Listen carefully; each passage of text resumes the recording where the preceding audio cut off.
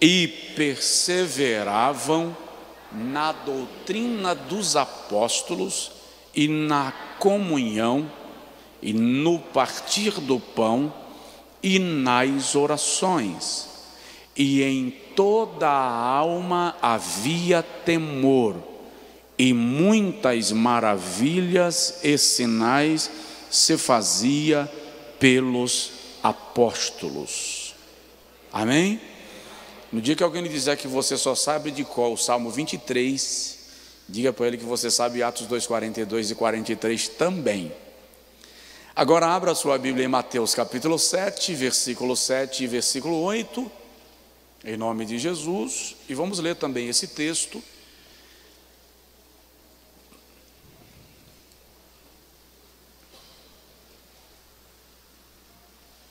A mensagem que eu vou trazer é muito simples, muito prática.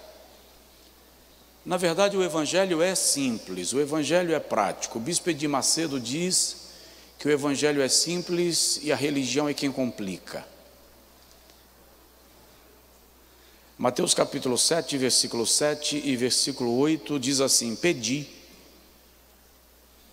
e dar-se-vos-á, buscai e achareis, batei e abrir-se-vos-á, pois todo o que pede, recebe, e quem busca, acha, e ao que bate, abrir-se-lhe-á. Diz amém? Podem sentar os que se levantaram, Deus abençoe. Agora diga comigo assim: Senhor Jesus, fala com a gente. Amém. Todas as vezes que a gente ora, a gente pretende receber de Deus resposta, sim ou não?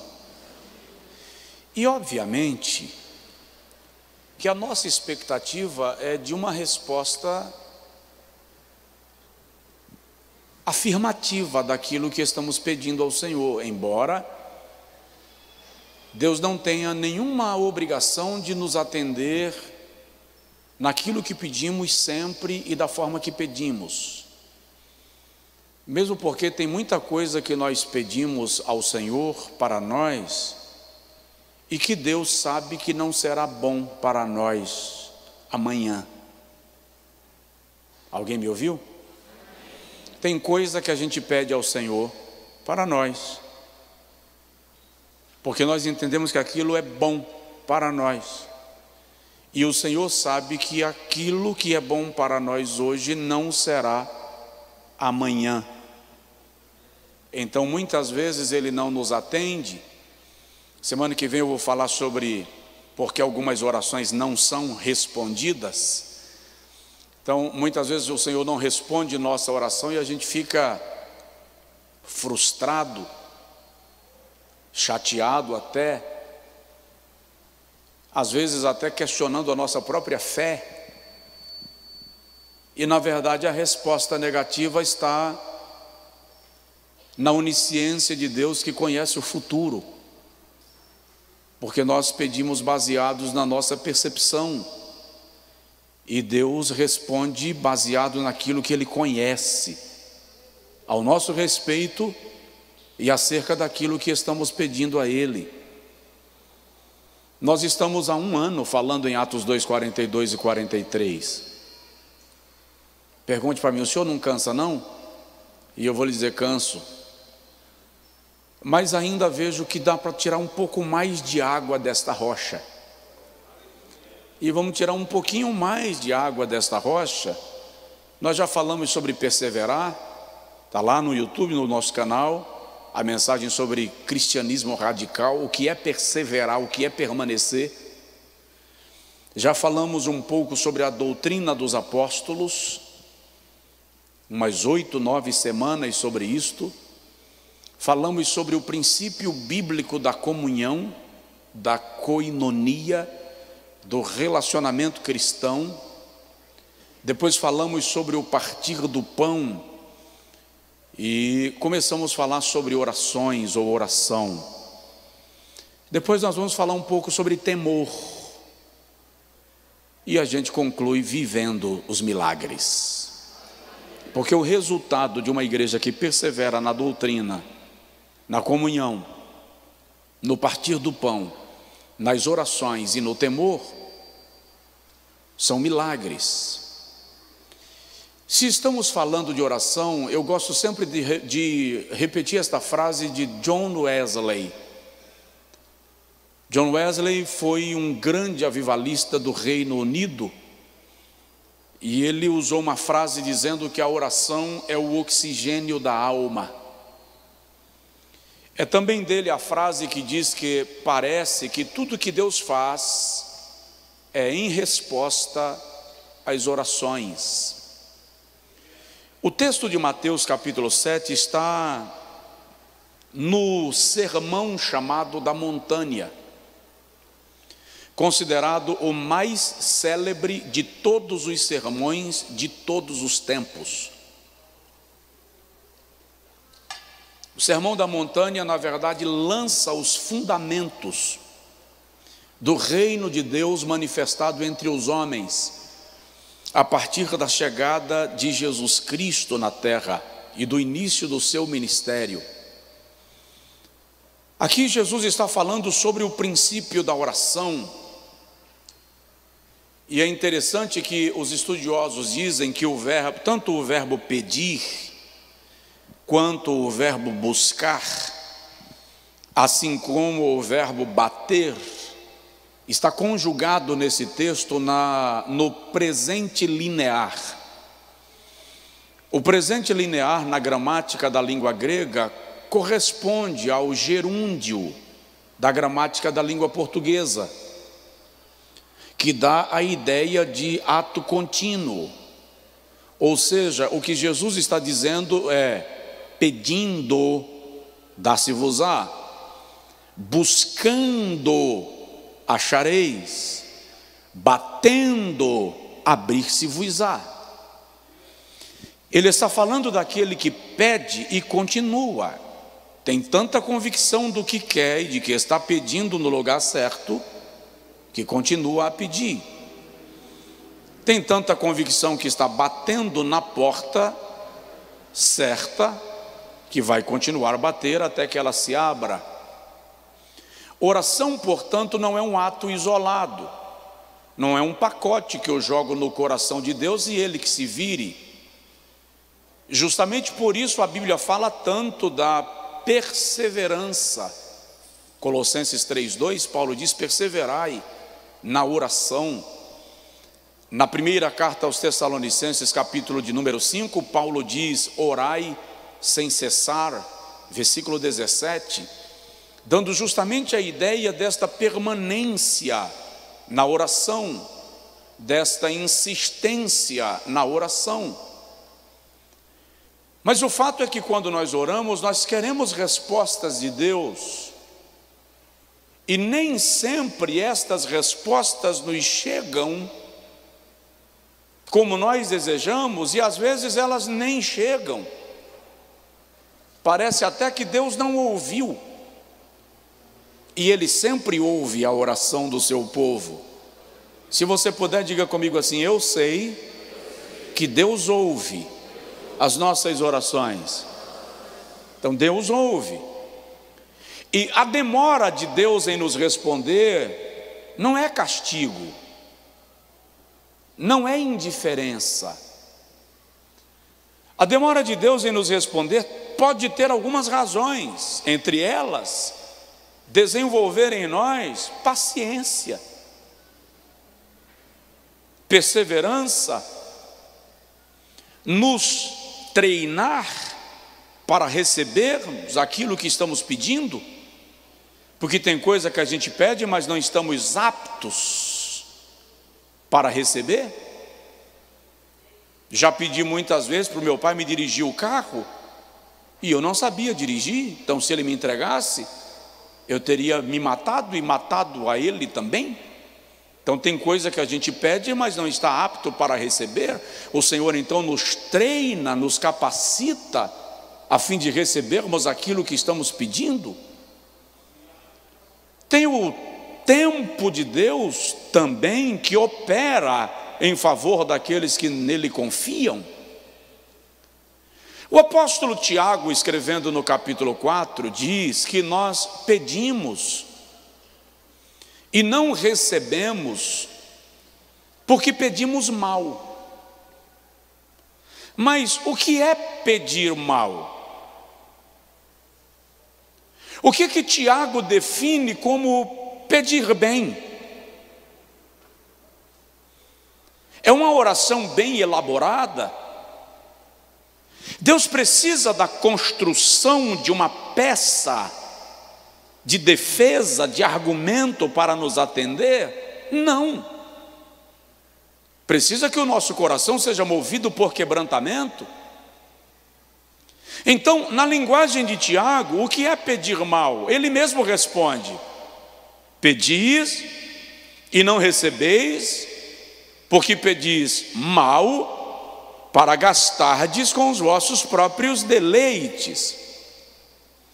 Tiago está dizendo assim: a oração que você faz e que só serve para você é pedir mal, é movida por egoísmo. Ninguém será abençoado a partir de você. Então, Tiago está dizendo que oração egoísta é pedir mal. Por outro lado, o apóstolo Paulo, escrevendo aos Romanos, no capítulo de número 8, versículo 26, diz que nós não sabemos o que havemos de pedir como convém. Ou seja, não sabemos o que havemos de pedir da forma certa.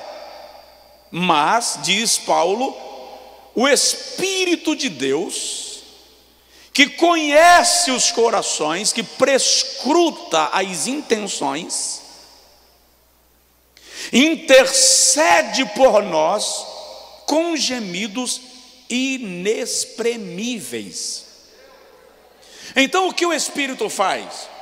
O Espírito Santo não pega a oração que eu pronuncio e leva a Deus, ele prescruta os corações. Então o Espírito Santo pega a oração que está no meu coração e leva a Deus, e intercede por mim, por nós, com gemidos inexprimíveis. Dentro desta perspectiva, o profeta Joel também diz que nós devemos, diante de Deus, rasgar o nosso coração e não as nossas vestes. 2,13 do profeta Joel.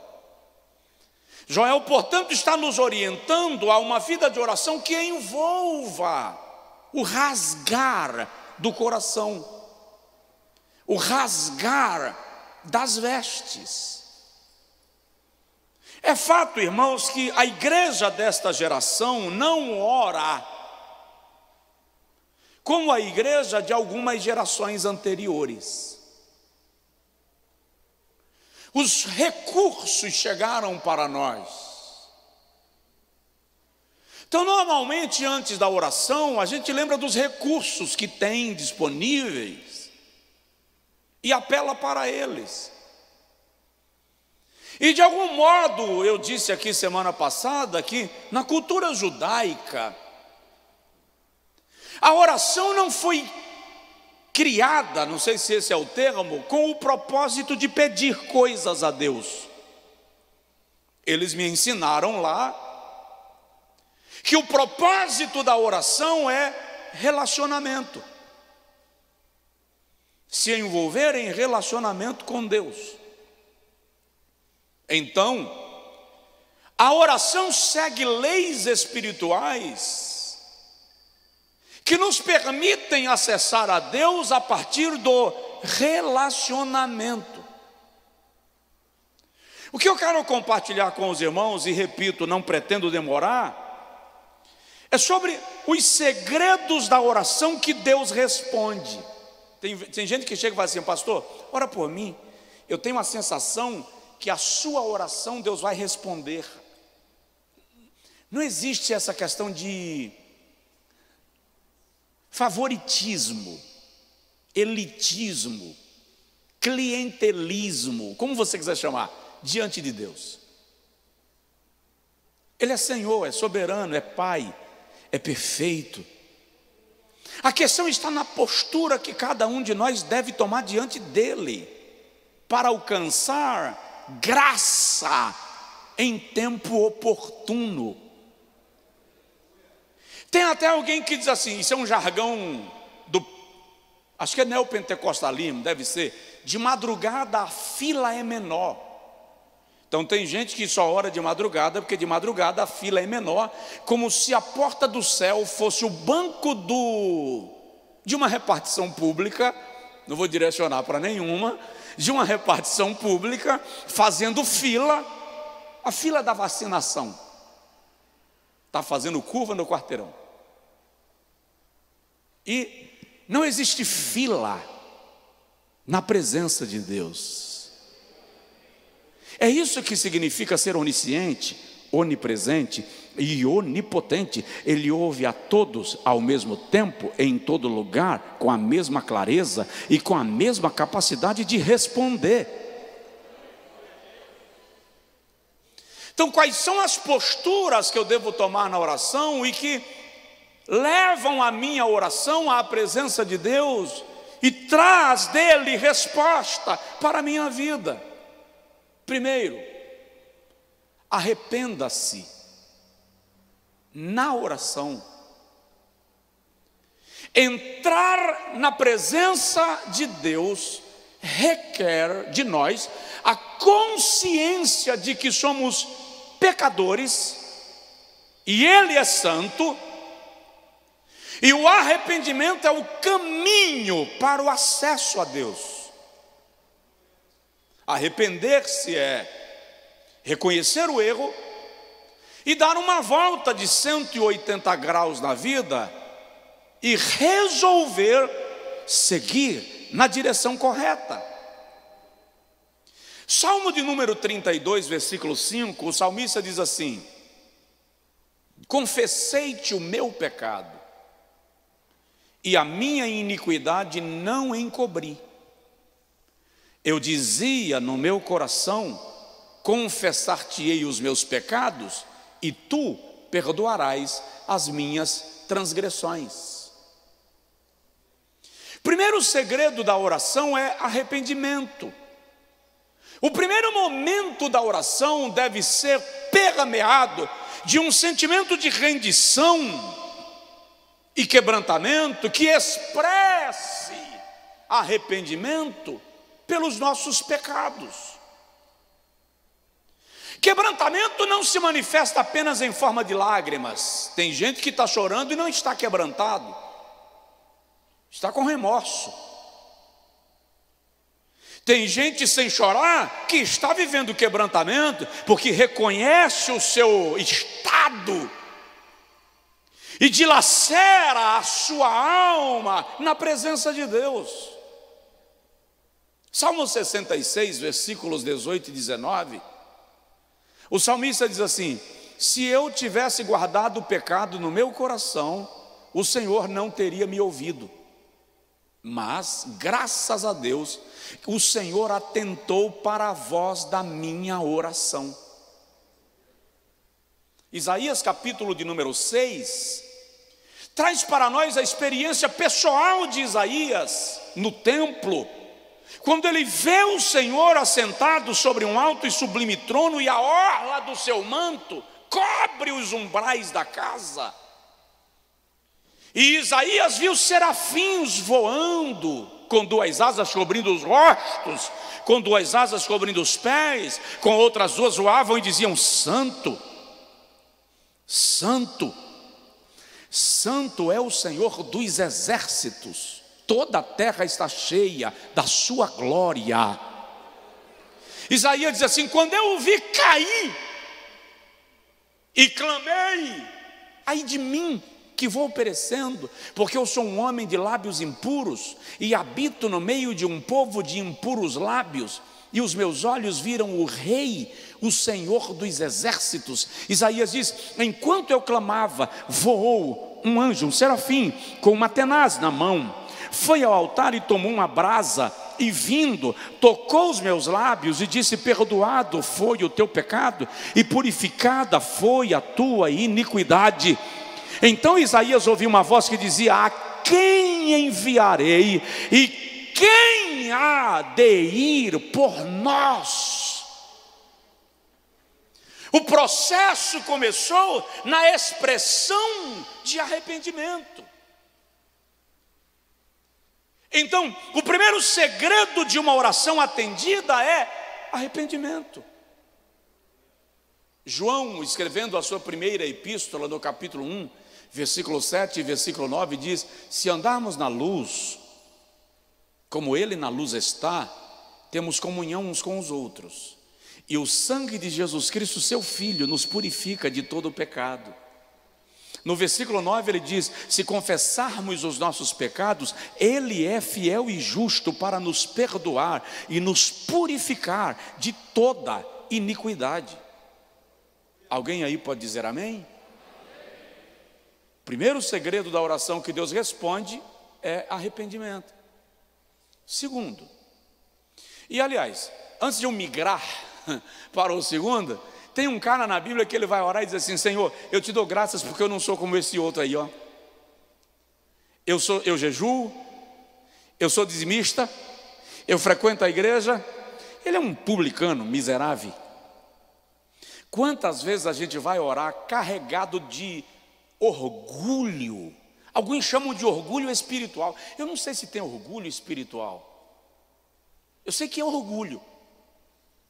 É quando a gente chega diante de Deus, apresentando a Ele a lista dos nossos méritos.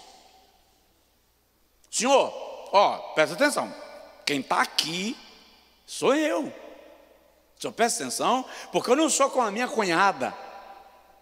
Que a minha cunhada, o senhor sabe que só a misericórdia. Mas eu, Senhor, eu frequento círculo de oração, eu jejuo toda semana. Aí Deus olha e diz assim: tua cunhada, ô lerda, não obstante os defeitos que tu apontas, se humilha debaixo da minha soberania, desce tu também. Então muitas vezes nós vamos orar apresentando a Deus o nosso mérito. E eu acho que Isaías estava meio azedado, no melhor sentido da palavra, quando ele escreveu assim: o melhor da nossa justiça diante dele é como trapo de imundícia. Trapo de imundícia ali, irmão, é absorvente, pano de menstruação. Nos dias de Isaías não havia absorventes, as mulheres rasgavam pedaços de pano e usavam para a contenção do fluxo sanguíneo. O que Isaías está dizendo é que o melhor do meu currículo diante da santidade de Deus é apenas pano para jogar fora com a substância que o organismo está expelindo. Ou seja, diante de Deus, o melhor de mim e o melhor de você não serve. Nós somos resultado da sua misericórdia, da sua graça, da sua compaixão, da sua benignidade para conosco. Então eu vou esculambar, vou viver de qualquer jeito. Arrependimento é exatamente um parâmetro que revela que o homem não pode viver de qualquer jeito. Porque se o melhor de mim é como trapo de imundícia, o que dizer do pior de mim?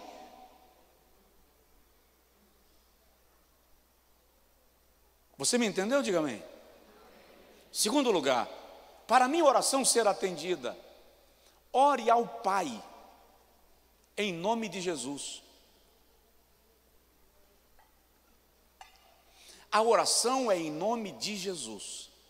Aliás, a gente precisa sempre aprender sobre oração, porque muitas vezes nós misturamos um bocado as coisas. Quer ver um exemplo? Às vezes a gente olha e diz assim: o teu sangue, ó Pai. Não. Quem derramou sangue foi Jesus. Nós precisamos entender que Deus se manifesta de forma triuna: o Pai, o Filho e o Espírito Santo. E isso é muito específico na Bíblia e muito claro. Quando nós oramos, a nossa oração é dirigida ao Pai. O Senhor Jesus é o advogado, ou advocatus, paracletos, mediador. É aquele que diante de Deus revela que, embora nós não sejamos merecedores, por causa dele, Jesus, nós podemos ter acesso ao Pai. O nosso acesso a Deus só é assegurado por causa de Jesus, que se fez homem, viveu entre nós sem pecar, morreu por nossos pecados, para representar pecadores diante de um Deus que é santo. Por isso que no Evangelho segundo João, capítulo 15, versículo 16, Jesus diz assim: não vos escolhestes vós a mim, mas eu vos escolhi a vós e vos nomeei para que vades e deis fruto, e o vosso fruto permaneça, a fim de que tudo quanto pedirdes ao Pai em meu nome, Ele vô-lo conceda. É em nome de Jesus. Em João capítulo 16, parece-me que é o versículo 23, Jesus diz assim: até agora nada pedistes em meu nome, pedis e recebereis, para que o vosso gozo se complete. Então, o que Jesus está dizendo é: para de pedir baseado no teu mérito, no seu tempo de religião, no seu tempo de igreja, no seu título ministerial. Não, é em meu nome. O nome de Jesus é o código, é a senha que abre a porta, que te leva à presença de Deus, porque o seu nome está acima de todo nome, nos céus e na terra.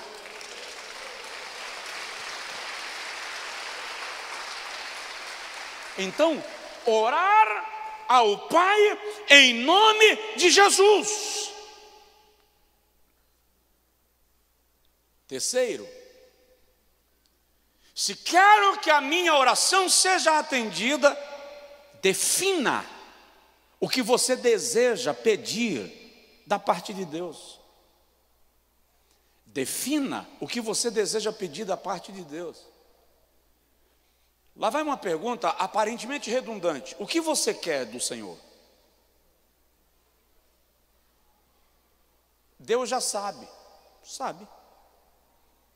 Aliás, ele diz assim: antes que vocês abram a boca, o meu Pai, Jesus disse, já sabe tudo o que havereis de pedir. Eu acho engraçado esse texto, porque no capítulo 6, Jesus diz assim: o Pai sabe do que vocês precisam antes que vocês sequer abram a vossa boca. Mas lá no capítulo 7 ele vai dizer: pedi e dá-se-vos-á. Se o Pai sabe, capítulo 6, por que eu tenho que pedir, capítulo 7? Porque oração é via de relacionamento. O Pai sabe, mas deseja que você se aproxime dele, para conversar com ele sobre as questões que te envolvem.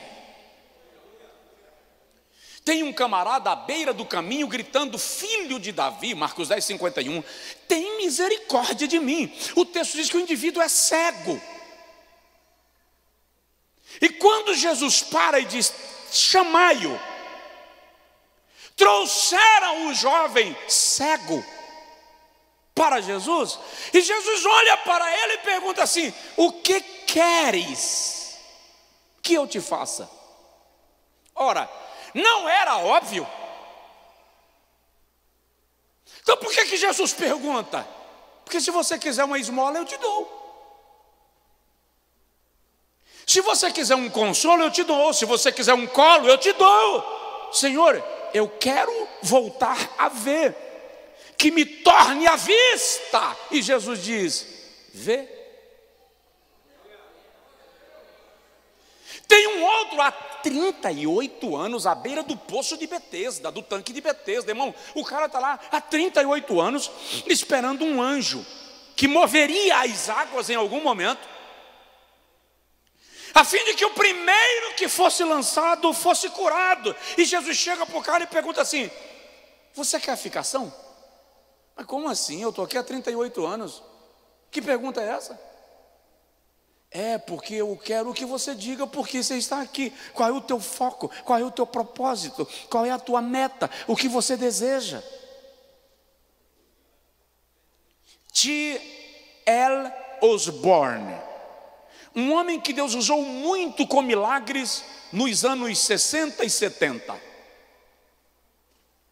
Ele testemunha num dos seus livros que foi convidado para ministrar num retiro espiritual. E quando ele chegou, o povo estava chegando ainda para a reunião, e ele estava olhando, os casais chegando, crianças chegando, e achando tudo aquilo muito lindo. E ele viu de repente quando um bonito rapaz desceu de um carrão, fez a volta, e quando o cara fez a volta, ele disse: que coisa linda, um homem abrindo a porta para a esposa. Mas ele disse que o homem, antes de tirar a esposa do carro, tirou uma cadeira de rodas. E pegou a esposa no colo e colocou na cadeira de rodas. E Osborne orava por enfermos de forma extraordinária.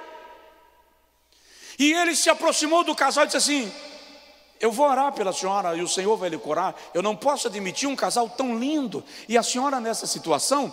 E ele disse que foi logo orando. Quando ele foi orando, a senhora fez assim: pastor, por gentileza, eu não gostaria que o senhor orasse para Deus me curar. Eu vivi a vida inteira para dar boa vida a esse marmanjo. Agora ele tem que pagar a conta e cuidar de mim. E Osborne diz que ficou surpreendido com aquilo, porque ele jamais imaginou que tivesse alguém que não quisesse a cura. Então, defina o que você quer. Se Deus vai te atender da forma que você quer, é uma questão da soberania dele. Mas apresentar a ele o seu pedido. Por isso que Tiago diz: quem quiser sabedoria, peça a Deus. Peça, porém, sem duvidar. Porque o que duvida oscila como as ondas do mar, sendo levado de uma parte para outra parte. O que você deseja de Deus? Tem alguém aí? Diz assim: pastor. Falei: pastor, tá bom, vai parar. Diz assim: amém. Tem uns dois. Vamos lá. Quarto segredo da oração atendida. Primeiro, se arrependa. Segundo, ore ao Pai em nome de Jesus. Não pensa que é você, que sou eu. Não pensa, não se engana. É o nome de Jesus. Terceiro, decida o que você deseja receber do Senhor. Quarto, ore usando a palavra. Você sabia que até para orar a gente precisa conhecer a Bíblia? Você já leu a oração de Esdras, no capítulo de número 9 e capítulo 10, do livro que recebe o seu nome? A oração de Esdras é um relatório do que Deus fez com Israel até o cativeiro, a saída do Egito, as promessas a Abraão, o livramento, as profecias. Você já leu a oração de Neemias, do capítulo 1 de Neemias? Neemias discorre sobre os atos de Deus em favor de Israel. Você já leu a exposição de Pedro em Atos 2 e 3? É bíblica. Tem gente que pensa que oração é um catálogo de pedidos que você preenche com X. A base para a nossa oração é a palavra de Deus. Deus não vai te dar nada que contraria a sua palavra. Isaías capítulo 43, versículo 26, o profeta é usado pelo Senhor e diz assim: procura lembrar-me, entra em juízo comigo, apresenta-me as tuas razões para que te possas justificar. Ora, por que Deus está dizendo procura lembrar-me? Deus esquece? Não. Tá, mas baseado em que você está me pedindo? O Senhor olha para Josué no capítulo 1, versículo 8 e diz assim: olha, medita nessa lei, de dia e de noite, e não te desvia dela, tenha cuidado para não te desviar dela, nem para a direita, nem para a esquerda. A base da oração é a Bíblia. E é lamentável que algumas pessoas pensem que oração é poção mágica. Orou, abracadabra. Se enganou. Alguém perguntou para um mestre na palavra: mestre, o que é mais importante para a vida espiritual? A oração ou a leitura da Bíblia? E aquele mestre cristão disse: pergunte para um pássaro qual asa é mais importante, se a direita ou se a esquerda. Oração e palavra caminham juntos. Oração e Bíblia andam juntos. Conheça a palavra de Deus para que a sua oração seja fundamentada na palavra. Amém? Vamos lá. Biblicamente, Salomão diz em Provérbios 4 que nós devemos adquirir o conhecimento, buscar a sabedoria. É triste observar que muitos crentes não têm o menor interesse de conhecer a palavra de Deus. É triste observar que muitos crentes pensam que vida cristã é hobby.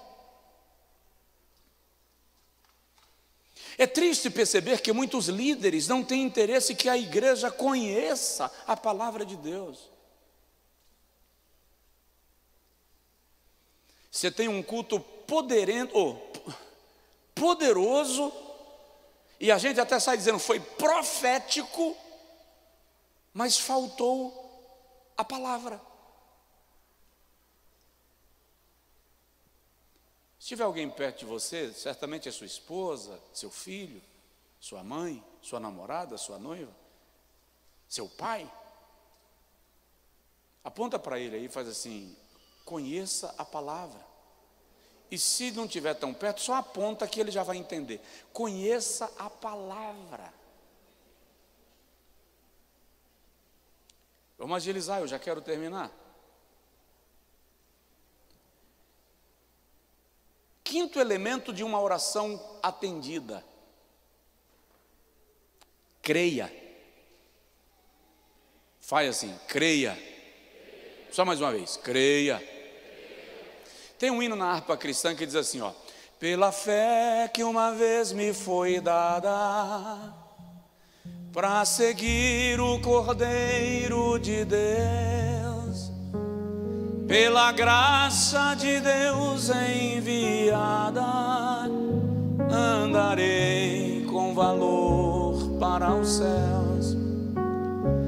Quero andar de valor em valor e seguir a Jesus, meu Senhor, até que um dia receba no céu a coroa que me dará Deus.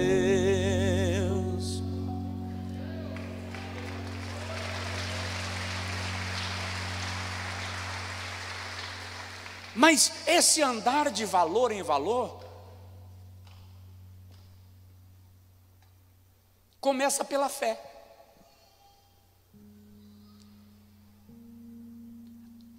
Tudo na vida do cristão começa pela fé. Ela é tão importante que Abacuque escreve, Paulo repete aos romanos, que o justo viverá da fé. Capítulo 1 de Romanos. Lá no capítulo 14, no último versículo, Paulo diz assim, de Romanos: aquilo que não é por fé é pecado. O escritor aos Hebreus, no capítulo 11, versículo 6, diz assim: sem fé é impossível agradar a Deus. Aí no versículo 1 da Epístola aos Hebreus, capítulo 11, o escritor diz assim, que a fé é o firme fundamento das coisas que se esperam e a prova das coisas que não foram vistas. Se a fé é o firme fundamento, então ela é o alicerce do prédio que você pretende construir. Não importa o tamanho do edifício, começa pelo alicerce. Não importa o tamanho do milagre, começa pela fé.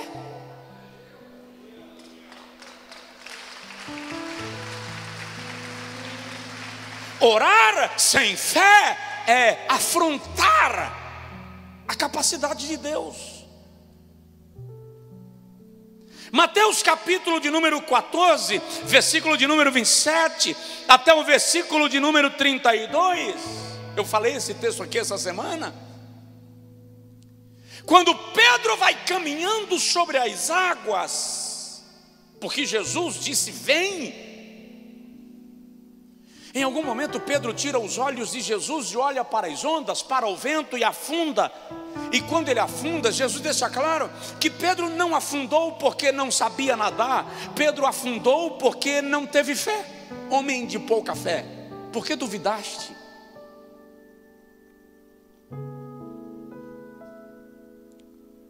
Em Mateus capítulo 17, Jesus diz que quem tiver fé do tamanho de um grão de mostarda falará para um monte: move-te desta parte para outra parte, e ele se moverá.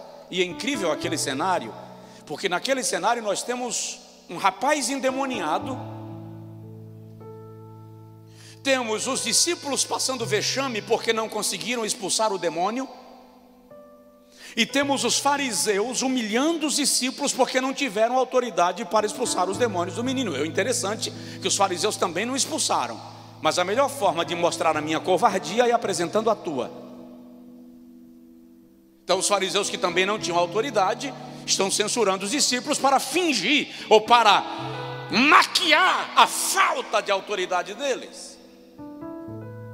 Então quando Jesus chega, que o pai pede socorro, olha a fala de Jesus: ó geração perversa, até quando eu terei que vos suportar? Traz o menino. Trouxeram o menino, Jesus libertou o menino e disse para os discípulos: vamos embora, vamos, vem, vamos. No meio do caminho os discípulos assim: mestre, conta para nós. O quê? Qual foi o segredo? Por que a gente não conseguiu expulsar o demônio que estava oprimindo o menino e o senhor conseguiu com tanta? Aí Jesus diz assim: essa caça de demônio só se expulsa por jejum e oração. Eu aprendi que o demônio que Jesus estava falando era o demônio que estava no menino, mas não é. É só ler o contexto. Jesus diz assim: geração incrédula e perversa. Lá na frente ele diz: por causa da vossa incredulidade, porque se tiverdes fé do tamanho de um grão de mostarda, falareis ao monte e ele se moverá de uma parte para outra parte. O que Jesus está dizendo é: essa casta de demônio da incredulidade, da falta de fé, só se expulsa por jejum e oração. O que Jesus está dizendo é: enquanto Satanás está matando pessoas, vocês estão discutindo espiritualidade. Por isso que a Bíblia diz em Mateus 13 que Jesus chegou em Nazaré, sua cidade, e ele não operou maravilhas em Nazaré por causa da incredulidade do povo. Ou seja, há lugares onde as pessoas simplesmente não querem a palavra que o Senhor te deu. E Jesus Depois que saiu de Nazaré para ir morar em Cafarnaum, só voltou em Nazaré uma vez e não fez milagres por causa da incredulidade do povo que estava lá.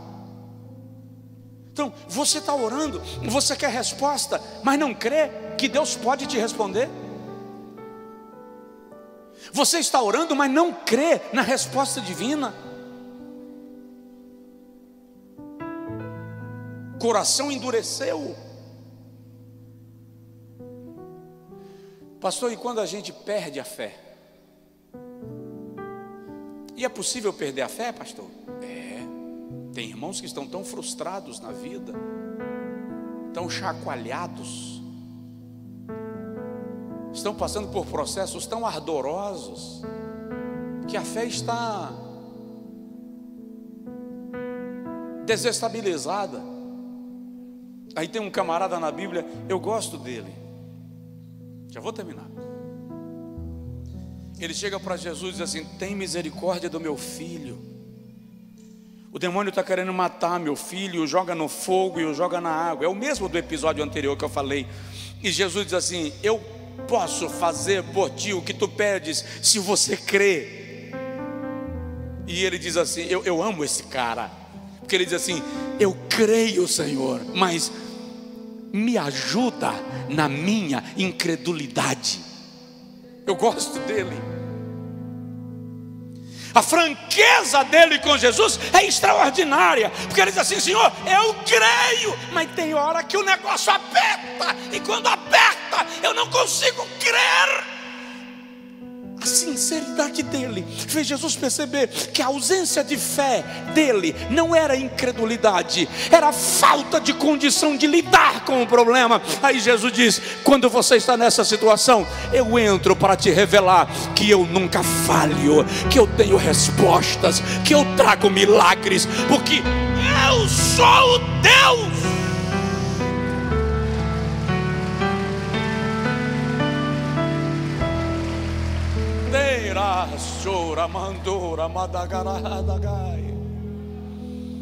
Fica de pé, eu vou continuar a terça que vem, para a gente não passar do horário, nem passar do horário, nem mutilar o que eu quero ministrar para o seu coração da parte de Deus. Aleluia. Ei, rabacassuri remandro ramadagai. É muito incrível que Deus nunca atribui a nós a culpa por não termos a resposta. Ele nos apresenta o caminho para encontrar a solução. Como eu queria que a igreja compreendesse o que é misericórdia divina. Deus é muito misericordioso. Deus não trabalha conosco pelo mecanismo do medo. Deus não trabalha conosco pelo mecanismo da opressão. Deus não trabalha conosco com o mecanismo da acusação. Ele aponta o caminho. E Ele ouve as suas orações. Ah, glória a Deus. E vai te responder. Às vezes demora, é verdade, pelo menos na nossa linguagem demora. Eu já disse para Jesus: Senhor, eu sei que aí em cima o tempo não passa, mas aqui embaixo passa. Eu era menino brincando de gude um dia desses, e hoje eu estou cheio de cabelo branco. O tempo está, para mim aqui o tempo está passando, o Senhor tem misericórdia. Mas Deus compreende, Deus entende, e muitas vezes Ele só quer que a gente, usando a alegoria que Jesus usou para Jerusalém, Ele só quer que a gente corra para debaixo das suas asas, a fim de nos refugiarmos nele, como os pintalhinhos se refugiam debaixo das asas da galinha que lhes aqueceu. Senhor te ouve e entende. E até quando você faz uma oração feia, bagunçada, o Espírito Santo vai lá, resgata o propósito do teu coração e chega diante do Pai e diz assim: ó Pai, ela está falando isso aqui desse jeito, mas na verdade o que está na alma dele, o que está na alma dela, é isso aqui. É colocar a nossa oração na linguagem de Deus, para que a resposta nos seja concedida. Então para de se afligir, para de se penitenciar, porque a resposta não chegou. É Deus me punindo, é Deus me massacrando. Não, para de se penitenciar. Deus está te dando uma aula de paciência, de perseverança, de discernimento do tempo, mas Ele vai trazer a resposta conforme a sua soberania e perfeita vontade.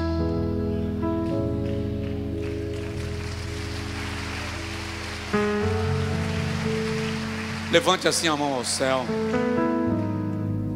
Tem gente que aproveita a hora dessa oração para ir embora. Eu vou lhe dizer para você não fazer isso.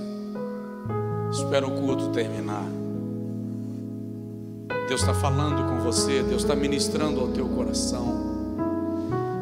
Diga comigo: Senhor, eu me entrego na tua mão. Minhas causas, meus anseios, minha casa. Assume o comando e me faz compreender o teu modo de agir na minha vida, em nome de Jesus.